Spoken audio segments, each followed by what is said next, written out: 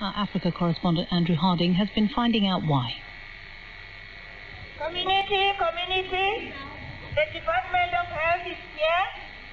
We are testing for coronavirus at a sports ground.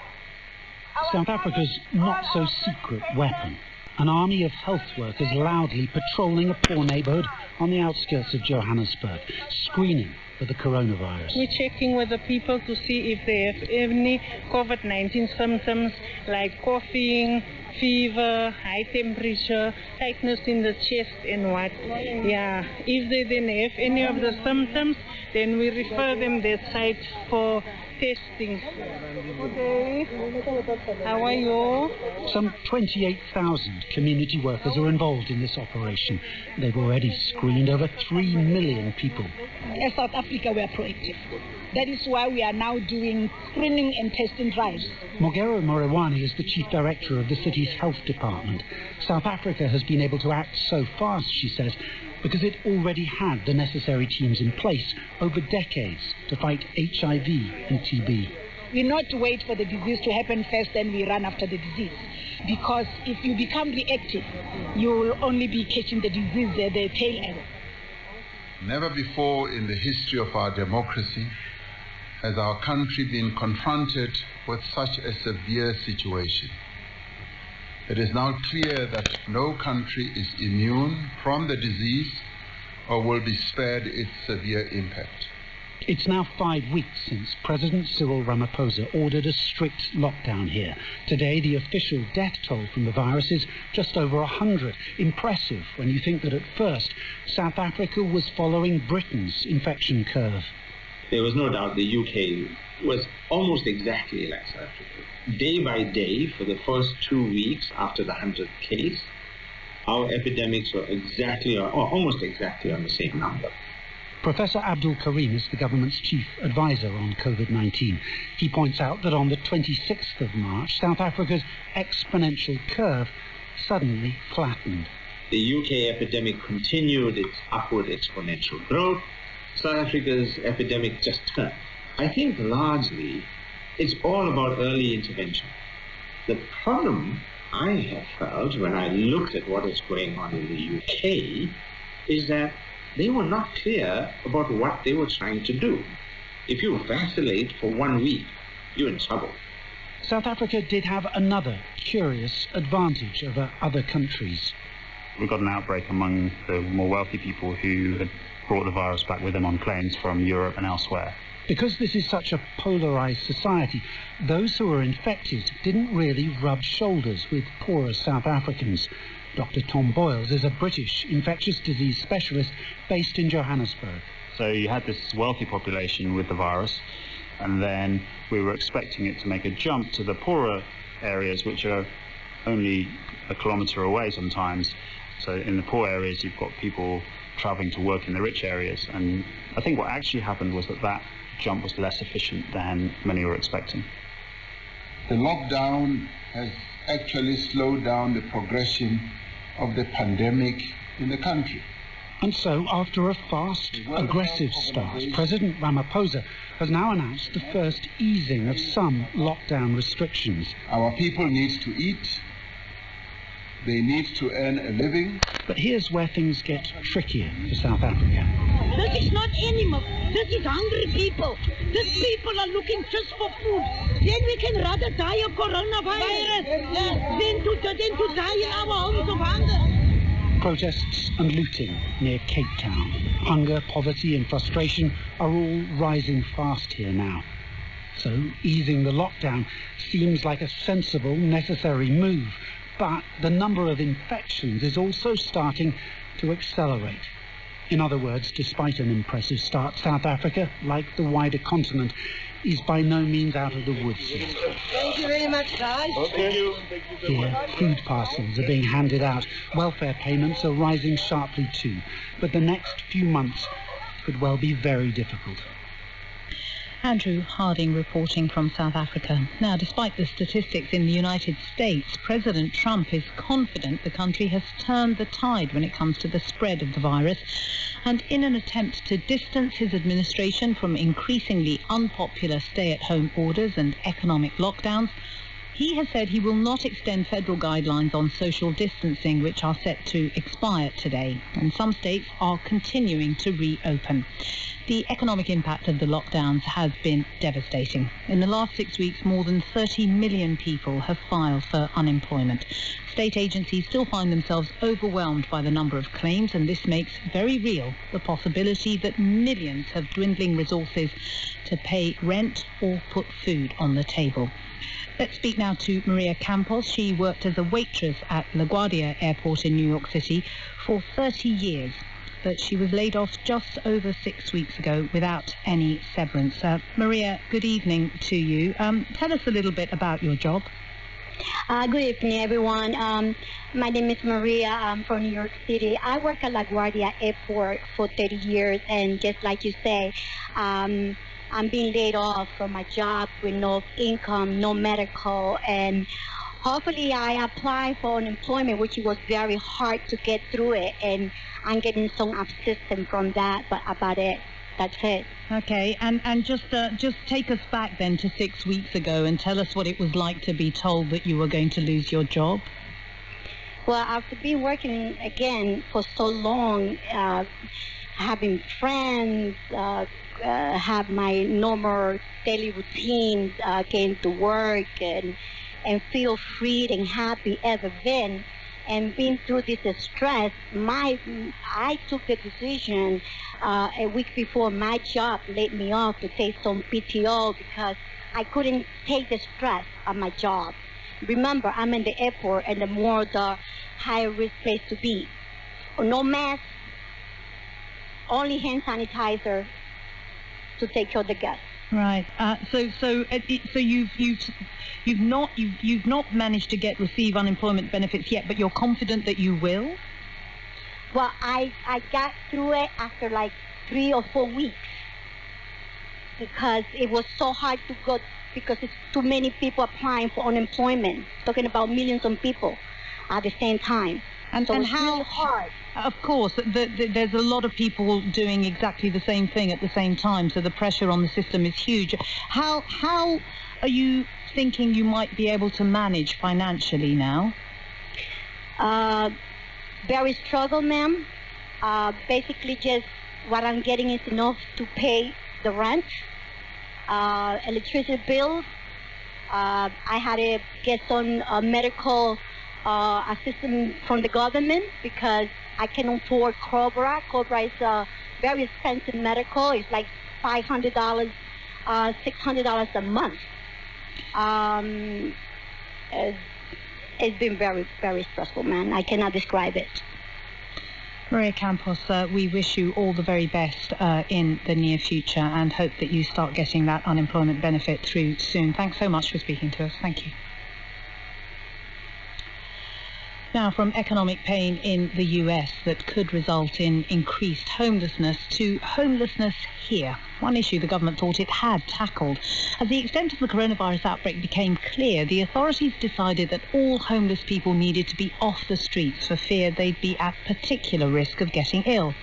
Local councils were given just days to make sure that anyone living rough was given a place to stay, and many were praised for the speed they had managed to do this.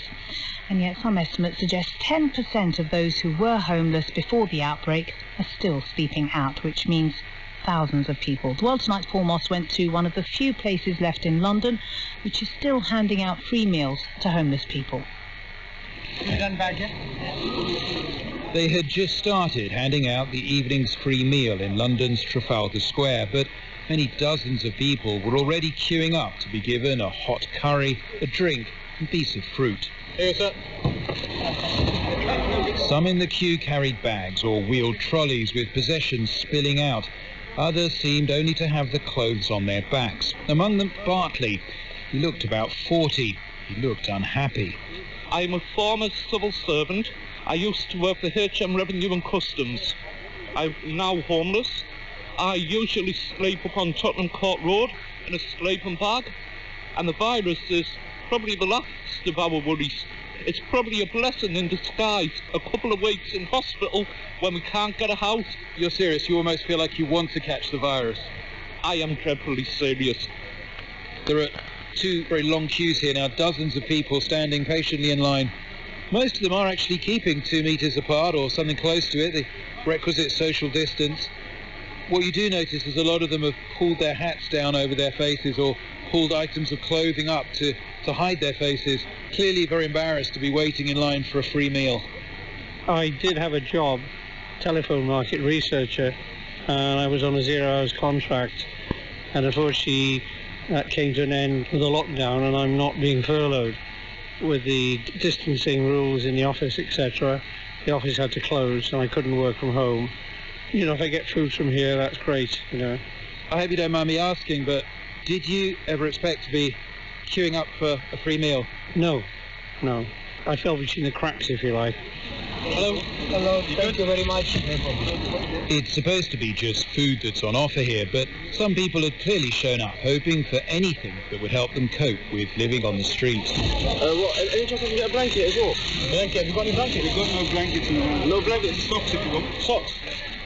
The meals are being prepared and handed out every night by the Sikh charity Nishkam Swat. It's a matter of necessity, according to their chief executive, Randeep Lal. Everything's on lockdown. Everything is shut. There's nowhere for these guys to go now. Suddenly, they've got absolute no resource, which means some of them have got evicted by their landlords. I'm sure you know that there's been emergency legislation which says that landlords are not allowed to evict people while this coronavirus outbreak is on. But when you haven't got a contract or you haven't got a tenancy agreement, what do? How are you protected? We're standing here in central London, which has had a long-term homelessness problem, but I know your organisation works across Britain. Are you finding a similar situation elsewhere? It's identical. You can't say that one part of Britain is different from another part. People are homeless, people can't afford to eat anymore, a lot of people on the street. It wasn't supposed to be like this. Back in March, the government ordered local councils to make sure all homeless people were housed for the duration of the coronavirus epidemic. But there are more and more people being made homeless all the time, according to another organisation helping to provide them with meals. Brian Whiting works with Under One Sky and told me that people who had been employed in the hospitality industry were having particular trouble. People who've been working in hotels as housekeepers, kitchen porters, chefs, cleaners. Then when the pandemic came, the jobs have gone, so they dried up, so they've been suddenly then put on the street.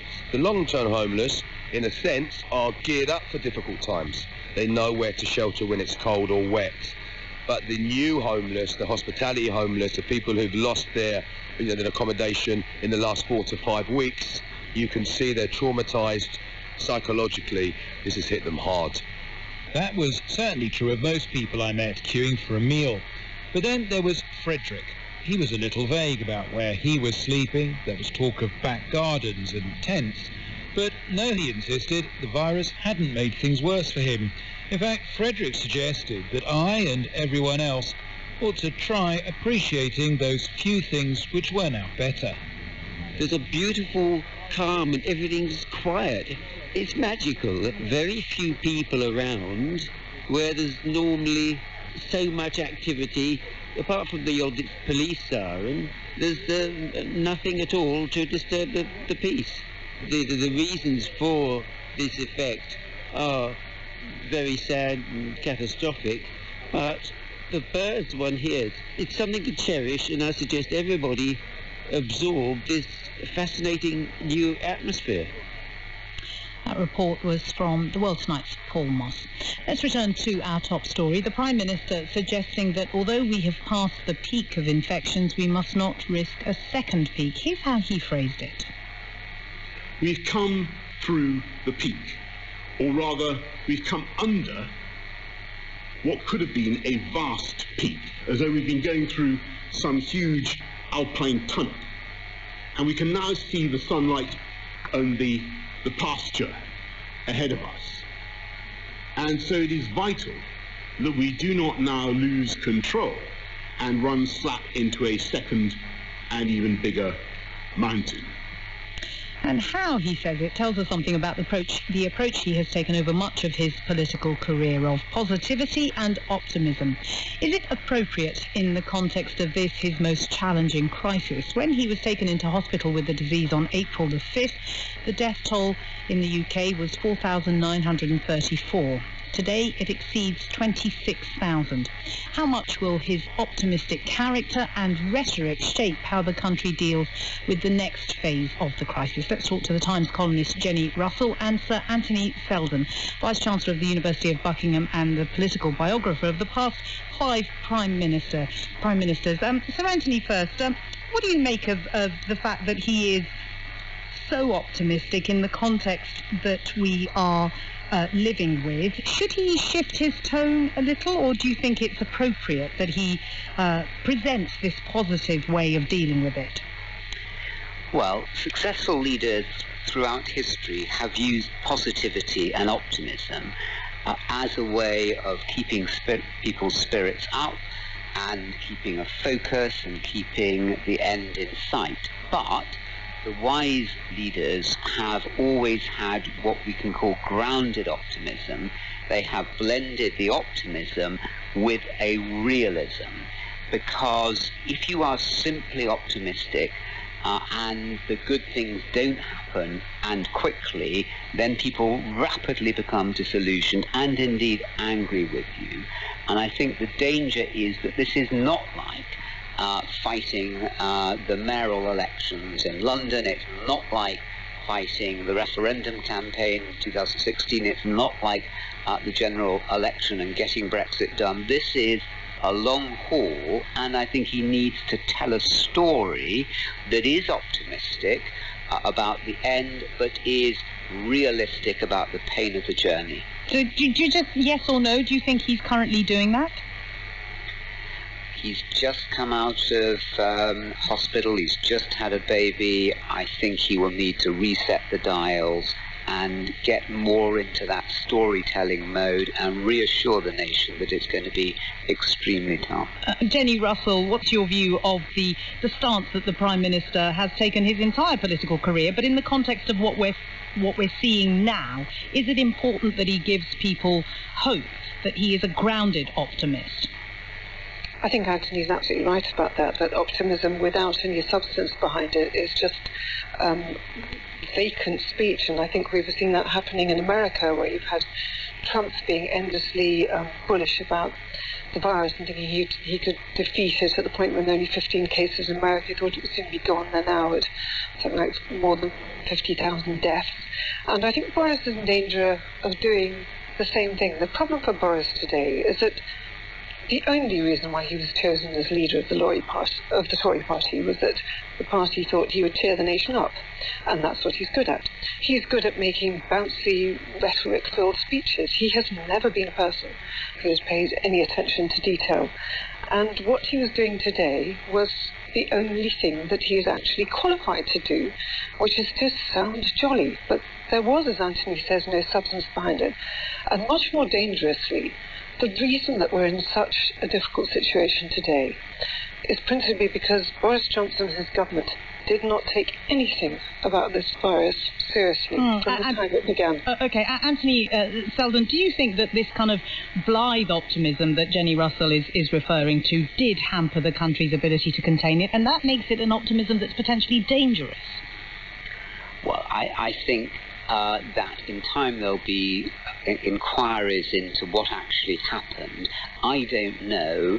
I don't think anybody really knows what happened in the critical days and weeks. There'll be time enough for that, and clearly the current focus has to be on providing the best policy. But to do that, we do need to have that realism. Churchill, who Boris Johnson so admires, was always optimistic but always realistic about the pain. So was Roosevelt in America coming out of the recession. So was Martin Luther King when he talked about leading people to the mountain. I may not be there, it will be a tough journey. He has to find a narrative that strikes a chord, a deep chord that resonates in the nation, and meaningless, endless optimism, as with Trump, just seems to be absurd, and it will turn to anger. So he needs to switch the narrative. Jenny Russell, the reality, as so many people are talking about now, could well be that the pandemic stays with us for many years and life will never return to normality that we knew before the virus. And I just wonder whether any politician would ever come out and say that. Well, I think in other countries you've had people like Macron in France have been much more realistic about what's going on. In South Africa, which has not hitherto been a great example to the world, you've had a president who's not only taken the virus immensely seriously, but has already laid out for the nation what each of the stages of coming out of lockdown will mean with immense detail. What we're seeing now with Boris Johnson, though, is that this is a man who, in mid-February, as the virus was spreading to Europe, could have taken charge of it. And instead, he vanished from public view to go on a 12-day holiday with his pregnant girlfriend to his country house. And even at the end of February, when the World Health Organization said an international pandemic is coming, Johnson finally said, this is the most serious threat facing the nation. He didn't even convene a COBRA meeting. He took the weekend off again. So he's now trying to rewrite a narrative to say that Britain has done splendidly and will do even better, when the fact is, this is a man who's never been on top of detail and will have to start being on top of the detail now if the country is to believe him. We will have to leave it there. Jenny Russell and Sir Anthony Seldon, thanks both very much. Our closing headline on The World Tonight: Boris Johnson has declared that Britain is past the peak of the coronavirus outbreak, and next week he will unveil a route map out of the lockdown. That is The World Tonight with me, Razia Iqbal. Just before we go, though, we'd like to end the programme with the words of Dennis Goldberg, who died today, aged 87, a veteran of the struggle against apartheid in South Africa. He was among the group of ANC activists arrested in 1963 at a hideout in the Johannesburg suburb of Rivonia. He was on trial with Nelson Mandela and was among the 11 who were convicted of sabotage and sentenced to life imprisonment. In 2018, I interviewed him about the 22 years he spent in jail, his role in the ANC, and about those Rivonia trials. As time goes by, people forget what happened.